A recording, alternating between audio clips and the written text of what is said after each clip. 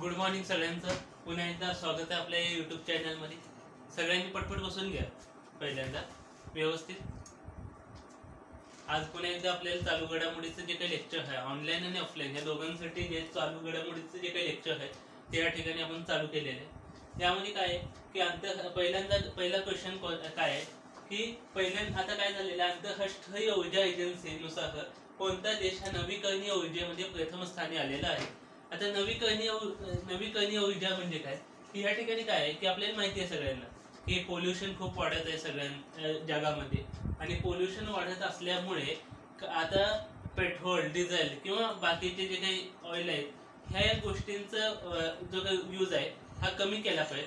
आणि ज्या काही पवन ऊर्जा असेल, सोलर सिस्टम असेल, यांचा वापर जो आहे आपल्या दैनंदिन आयुष्यामध्ये, जीवनामध्ये यांचा उपयोग जो आहे, यांचा वापर जो आहे तो वाढवण्यासाठी कोणता देश जो आहे तो ह्या ठिकाणी प्रथम स्थानी आलेला आहे. तो आलेला चायना जो आहे, चीन जे आहे ह्या ठिकाणी प्रथम स्थानी जे आहे, पहिल्या स्थानी जे आहे हा चीन जो आहे तो ह्या ठिकाणी आपल्याला असल्याचं दिसून येतो.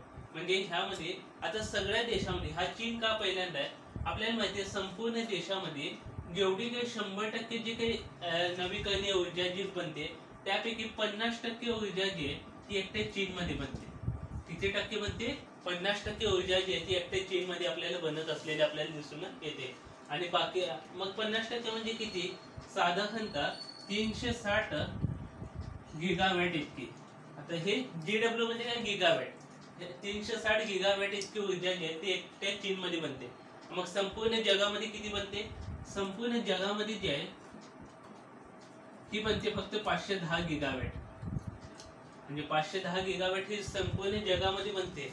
आणि त्यापैकी 360 गिगावॅट जे आहे एकट्या चीन मध्ये बनत असल्यामुळे 50% किंवा ह्यापेक्षा 50+ जे आहे ती जे नवीकरणीय ऊर्जा जी आहे ती केवळ चीन मध्ये बनत असल्यामुळे नवीकरणीय ऊर्जेमध्ये प्रथम स्थानी, पहिल्या स्थानी जो आहे तो चायना हा जो काही देश आहे तो आपल्याला ह्या ठिकाणी आलेला आपल्याला दिसून येतो.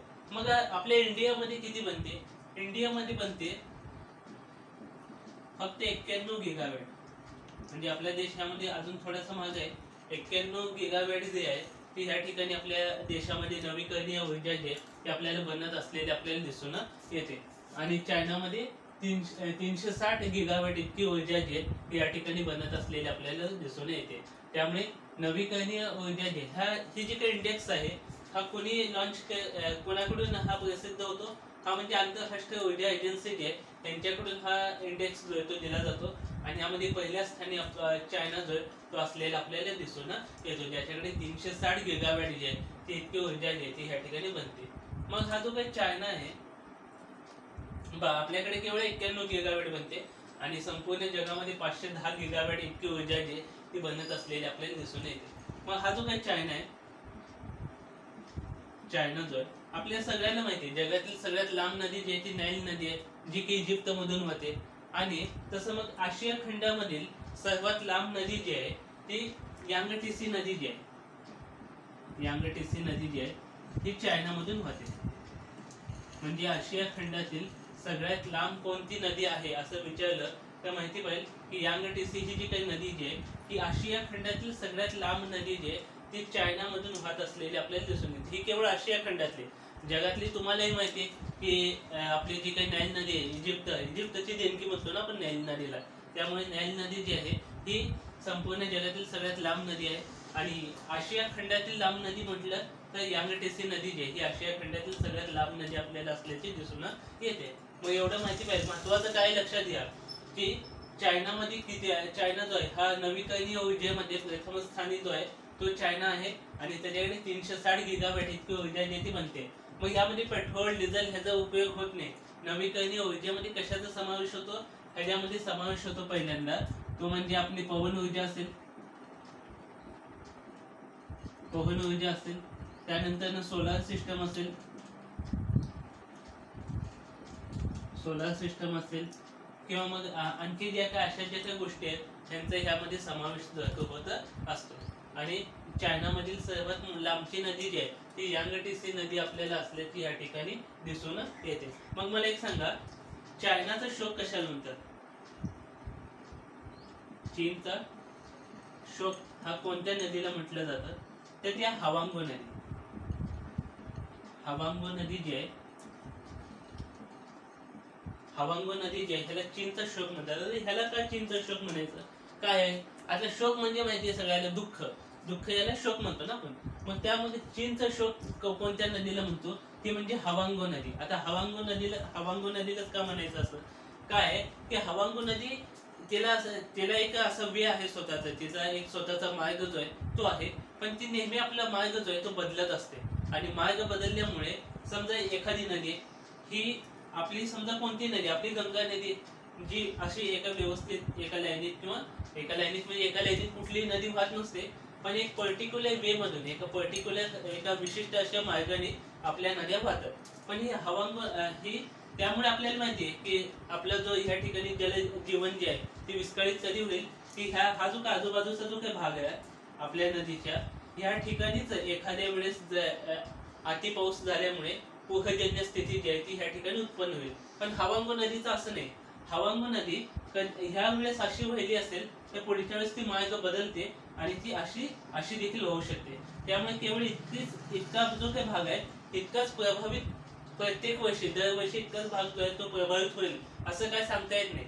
काही वेळेला इकडचा जो काही भाग आहे हिने जर रस्ता किंवा स्वतःचा वे जो आहे मार्ग बदलल्यामुळे इकडची स्थिती देखील जी आहे जलजीवन ज्याची विस्कळीत होऊ शकतं. त्यामुळे हे जे काय आपण म्हणतो ना मॅनेजमेंट करणे खूप अवघड आहे या हवांगो नदीचं. त्यामुळे हवांगो नदीमुळे चीनमध्ये प्रत्येक वर्षी मोठ्या पद्धतीने जी त्या ठिकाणची जी काही स्थिती आहे ती बिघडते. त्यामुळे हवांगो नदीला चीनचा शोक असं म्हणतात. विचारलं गेलेलं आहे की आशिया खंडातील सगळ्यात लांब नदी कोणती, यांगटीसी नदी, हे माहिती पाहिजे. चीनचा शोक कोणाला म्हणतात, हवांगो नदीला म्हटलं जातं. आणि नवीन आजचा क्वेश्चन म्हणजे आपल्या नवीकरणीय ऊर्जेमध्ये प्रथम स्थानी कोणतं हे आहे, तर चीन जे आहे ह्यामध्ये प्रथम स्थानी आपल्याला असल्याचं दिसून येतं. त्यामध्ये 360 गिगावॅट, 50% जास्त नवीकरणीय ऊर्जा जी आहे ते आपल्या एकट्या चीनमध्ये बनत असलेली आपल्याला दिसून येते. आता पुढचा क्वेश्चन महत्वाचा,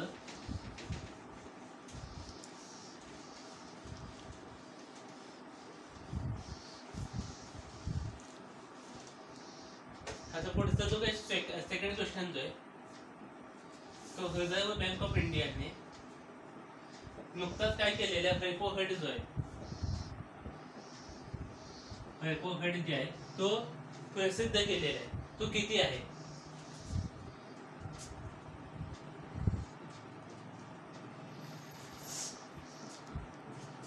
किती निश्चित केला.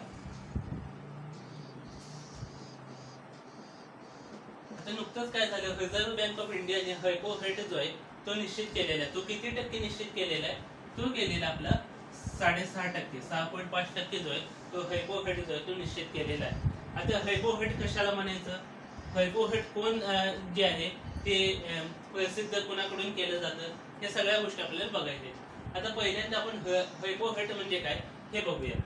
आता त्यासाठी एक समिती आहे ती माहिती पाहिजे. तिचं नाव आहे मौद्रिक नीती समिती.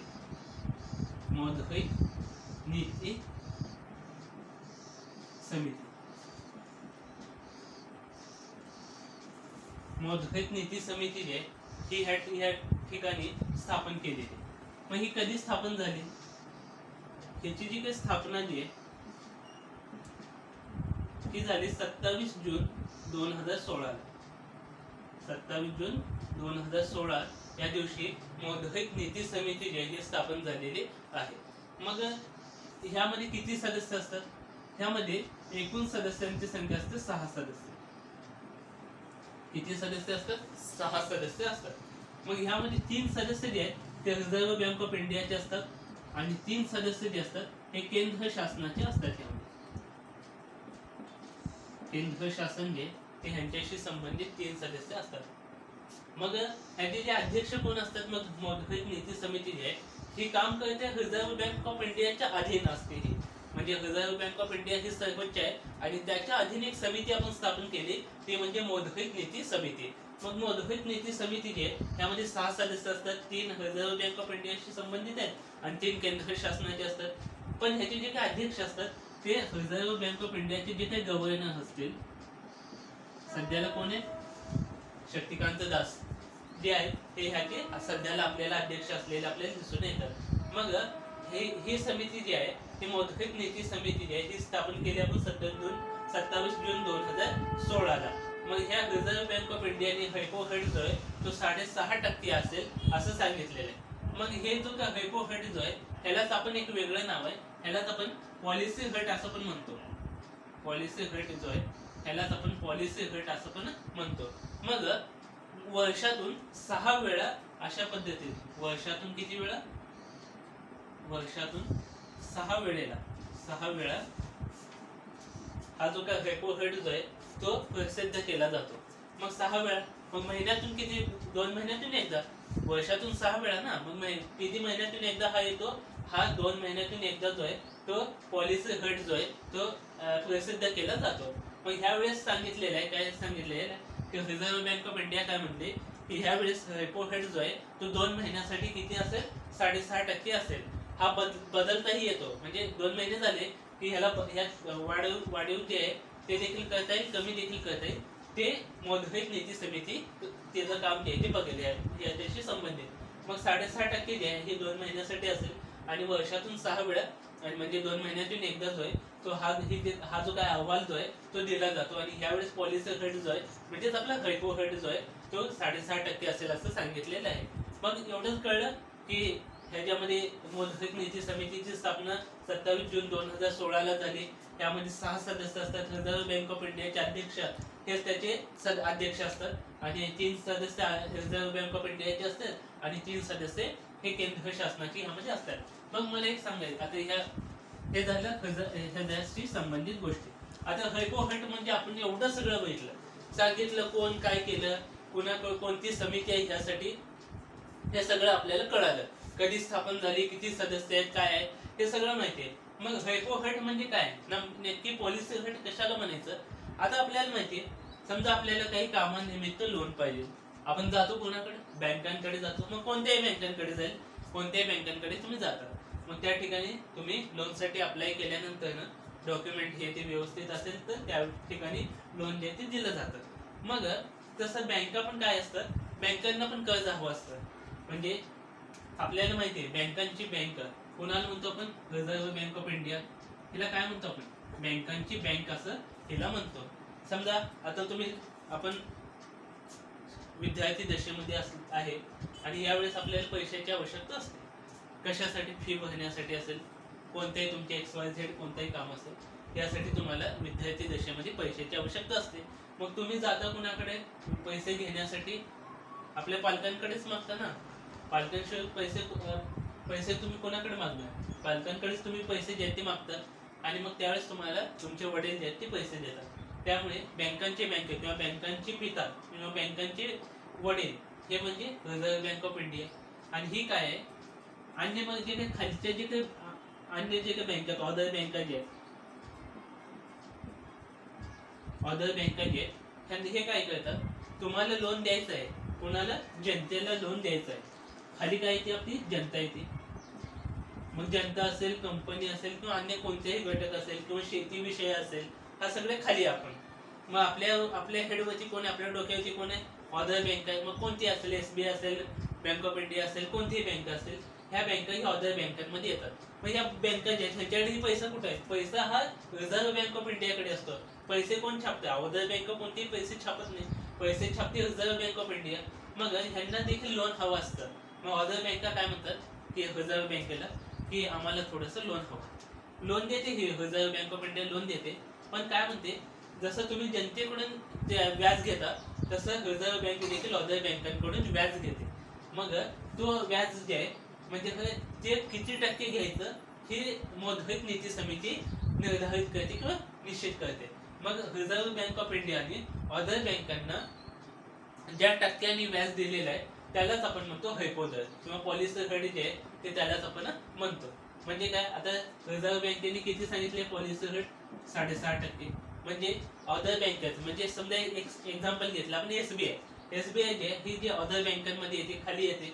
मग SBI ने काय केले, SBI ने जर लोन मागितलं रिझर्व्ह बँक ऑफ इंडियाकडे तर तिला 6.5%ने तिला जे लोन जे ते दिलं जातं. मग आपल्याला 6.5%नेच मिळतं का, नाही.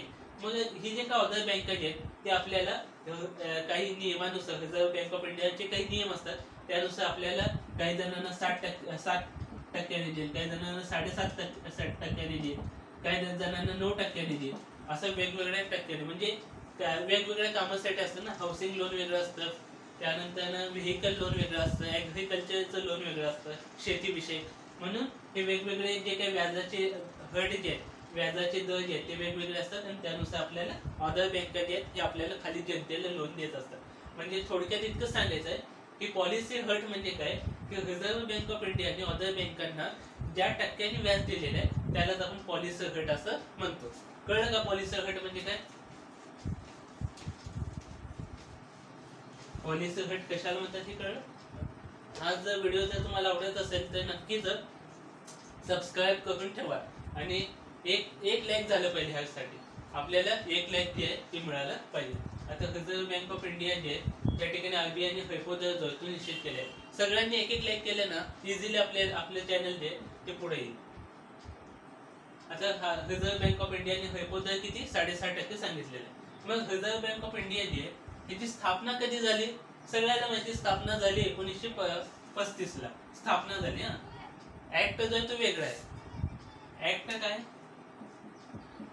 ऍक्ट जो आहे तो 1934 चा, आणि स्थापना जी आहे ती 1935 चा असलेली आपल्याला दिसून येते. स्थापना जी आहे ती 1935 ची आहे, आणि ऍक्ट जो आहे तो 1934 चा ऍक्ट आपल्याला असल्याचं दिसून येतो.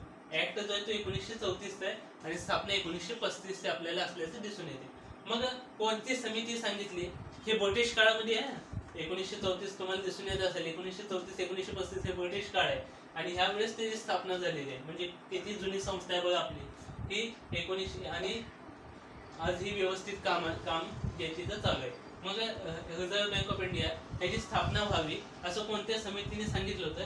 एक समिती होती, ती होती यंग हिल्टन समिती. यंग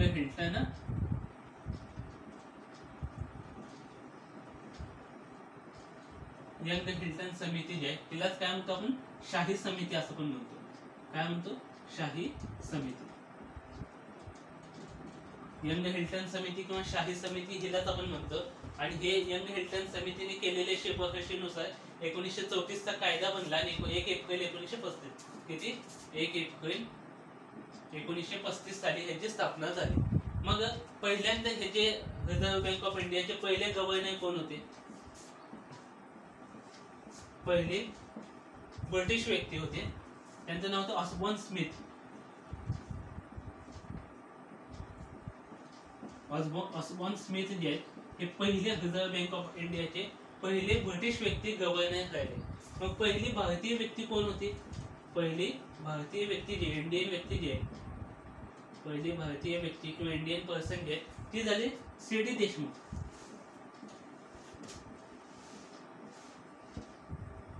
चिंतामणी देशमुख साहेब जे आहेत हे पहिल्यांदा रिझर्व्ह बँक ऑफ इंडियाचे पहिले आपले इंडियन व्यक्ती जे ते अध्यक्ष जे ते झालेले होते. आणि आता सध्याला कोण आहे? सध्याला सगळ्यांनाच माहिती आहे कोण आहे? शक्तिकांत दास. शक्तिकांत दास जे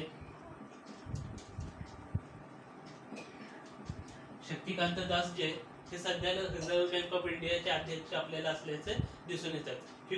ही पोस्ट जी आहे ना ही खूप महत्वाची आहे. ते गव्हर्नरची पोस्ट काय ही साधी सोधी पोस्ट नाही तुम्हाला वाटत आहे तसं. अतिशय महत्वाची पोस्ट आहे ही जग आपल्या देशामध्ये. आणि आपल्याला माहिती आहे की एखादी व्यक्ती ह्या पोस्टवरती असेल तर ती भविष्यात अनेक मोठमोठ्या पोस्ट जे आहेत ते हिने भूषवू शकते पुढे. ॲज एक्झाम्पल घेतलं आपण मनमोहन सिंग साहेबांचं एक्झाम्पल घेतलं. मनमोहन सिंग साहेब काय पॉलिटिकल नव्हते आधीपासून. ते पहिल्यांदा ते देखील या रिझर्व्ह बँक ऑफ इंडियाचे गव्हर्नर म्हणून काम केलेले व्यक्ती आहेत. एक अर्थशास्त्र म्हणून त्यांनी काम केलेलं आहे, आणि नंतर त्यांना ते देशाचे पंतप्रधान बनले. त्यामुळे हे जे रिझर्व्ह बँक ऑफ इंडियाचे जे काही आहेत ते अतिशय महत्वाचे व्यक्ती आहेत. ऑसबॉर्न स्मिथ जे आहेत पहिले ब्रिटिश व्यक्ती त्याचे अध्यक्ष होते, आणि त्यानंतर पहिली भारतीय व्यक्ती म्हणजे सी.डी. देशमुख आहेत. आणि शक्तिकांत दास जे आहेत ते सध्याला रिझर्व्ह बँक ऑफ इंडियाचे अध्यक्ष आपल्याला असल्याचे दिसून येतात.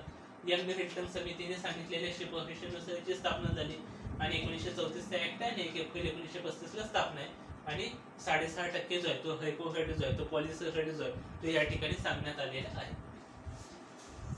आता पुढचा क्वेश्चन आता नवीन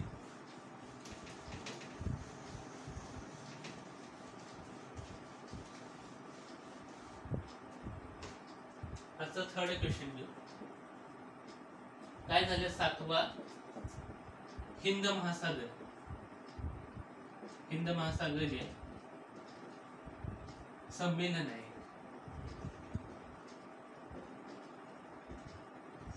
कोठे आयोजित झालं?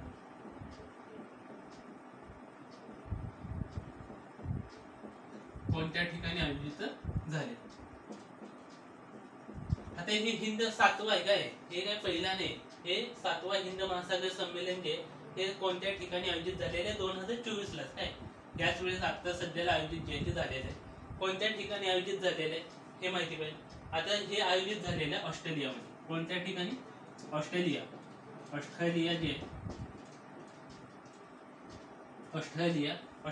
या ठिकाणी याचं आयोजन जे ते झालेलं आहे. मग ह्यामध्ये काय की हिंद महासागराशी संबंधित जे काही देश आहेत त्यांचे हे संमेलन जे ते ऑस्ट्रेलिया या ठिकाणी आयोजित झालेले आहे.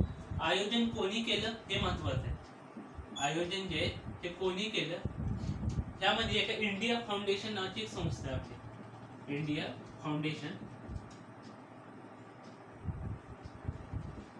फाउंडेशन प्लस आपले जे काही इंडियाचं जे काही विदेश मंत्रालय जे आहे ना त्यांनी ह्याची आयोजन केलेलं आहे. इंडियाचं जे काही विदेश मंत्रालय जे आहे ह्या संस्थेने याचं आयोजन जे केलेलं आहे. म्हणजे इंडिया फाउंडेशन प्लस विदेश मंत्रालय जे आपले त्याने आयोजन केलेलं 7वं हिंद महासागर संमेलन ऑस्ट्रेलिया या ठिकाणी आयोजित झालेलं आहे. मग आपणच आयोजन केलेलं ना. मग वेगवेगळ्या देशाचे कोणी सदस्य येतील यामध्ये. मग आपल्या देशाचा कोणती व्यक्ती आहे ती ह्यामध्ये सहभागी होईल. मग ह्यामध्ये आपल्या व्यक्तीची सहभागी आपला पण एखादी व्यक्ती असेल ना. आपणच आयोजन केलं ना आपणच सहभागी नाही असं होईल का? हो, शक्यच नाही या गोष्टी. मग अशी कोणती व्यक्ती आहे जी आपल्या देशाच्या वतीने यामध्ये सहभागी होईल? सहभागी कोण असेल ते म्हणजे देशाचे. आता सोपी गोष्ट आहे. कोण आयोजन केले? विदेश मंत्रालयाने आयोजन केलेलं आहे. मग विदेश मंत्री कोण असतात? एस जयशंकर साहेब जे ह्या ठिकाणी आपल्या देशाच्या वतीने हे त्या ठिकाणी सहभागी होतील ह्या 7व्या हिंद महासागर संमेलनामध्ये. कळलं? हे एवढ्या महत्वाच्या गोष्टी आहेत. हिंद महासागर संमेलन जे हे या ठिकाणी आयोजित झालेलं आहे. आता मला एक सांगा, ऑस्ट्रेलियामध्ये आयोजित झालेले. मग ऑस्ट्रेलियामध्ये काही गवताळ भाग आहे. त्याला काय म्हणतात? म्हणजे ऑस्ट्रेलियाच्या गवताळ भागाला काय म्हणतात? हा पोलीस भरतीला विचारलेला क्वेश्चन आहे खूप वेळा. ऑस्ट्रेलिया गवताळ भाग जो आहे ह्याला काय म्हणतात? ह्याला म्हणतो आपण डाउन्स. काय म्हणतो ह्याला? डाउन्स. ह्याला काय म्हणतो आपण? डाउन्स असं म्हणतो. ऑस्ट्रेलियाचा जो काही गवताळ भाग आहे त्याला आपण डाउन्स असं म्हणतो. आणि ऑस्ट्रेलियाला आणखी एक नाव आहे, टोपण नाव आहे. ऑस्ट्रेलियाला काय म्हणतो आपण? तहानलेला देश. तहानलेला देश असं कोणत्या देशाला म्हटलं जातं? तर तहानलेला, प्यासी भूमी म्हणतो ना हिंदीमध्ये. काय म्हणतो आपण त्याला? प्यासी भूमी. प्यासी म्हणजे तहानलेलाच ना. हा, तहानलेला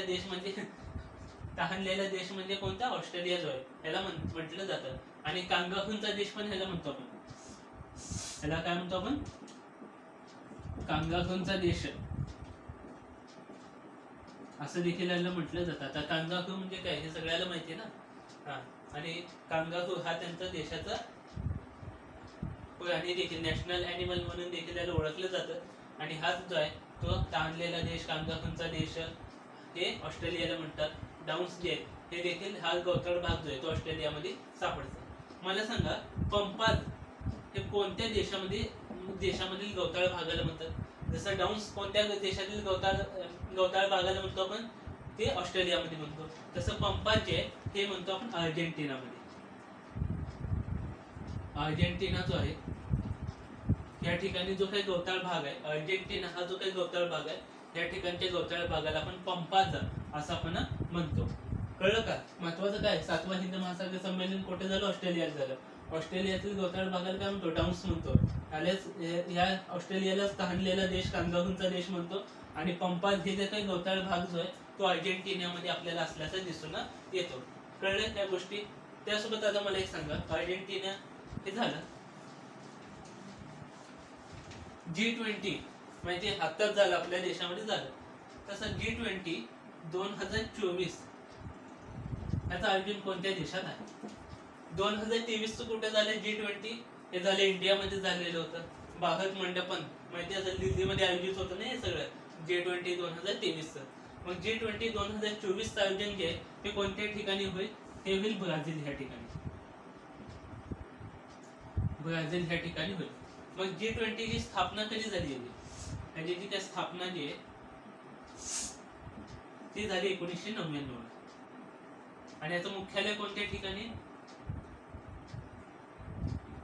जगामध्ये कोणत्याही ठिकाणी याचं मुख्यालय नाहीये. काय काय सांगतो? G20चं मुख्यालय जे आहे बबल्या लक्ष दे इकडं. G20चं जे काही हे आहे ते मुख्यालय जे आहे हे कोणत्याही देशामध्ये ह्याचं मुख्यालय आपल्याला असल्याचं दिसून येत नाही. मग G20 2024चं जे काही संमेलन आहे हे ब्राझीलला झालं, 23चं आपल्या देशात झालं. कळलं? आणि त्यासोबत आता तुम्ही सांगा ब्रिक्स त्याचं संमेलन 2024 मध्ये कोणत्या ठिकाणी आयोजित झालेलं होतं? ब्रिक्स म्हणजे काय? Brazil, Russia, India, China, south Africa ना, हे ह्याला ब्रिक्स म्हणतो. आता ब्रिक्स जे आहे Brazil, Russia, India, China, south Africa त्याचं 2024 ची बैठक कोणत्या ठिकाणी झाली? ही झाली रूसला. रशियाचं ना रूस, रशिया या ठिकाणी ह्याची बैठक झालेली आहे. यामध्ये आणखी किती देश नव्याने समाविष्ट झाले? आता किती आहेत? 1 2 3 4 5 5 देश पहिल्यांदा आहेत. पहिल्यांदा 4च होते, साऊथ आफ्रिका नंतर यामध्ये समावेश झाला. पण आता काय झालं? आणखी किती देश नव्याने समावेश झाले?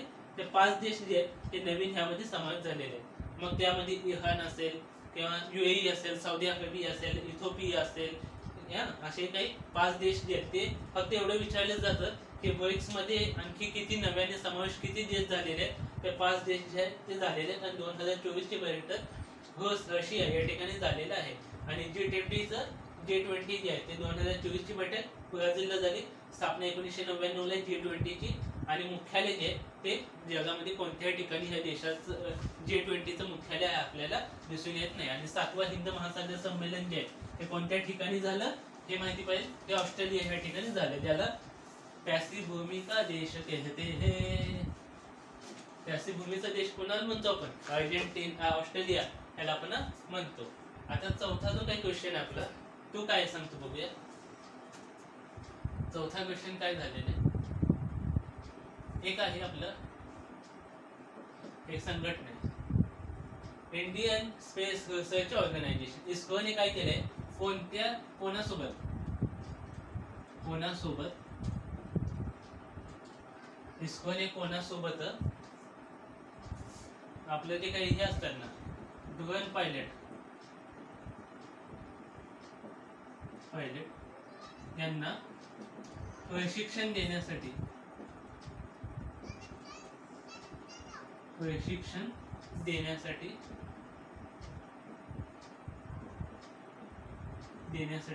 ॲग्रीमेंट जे आहे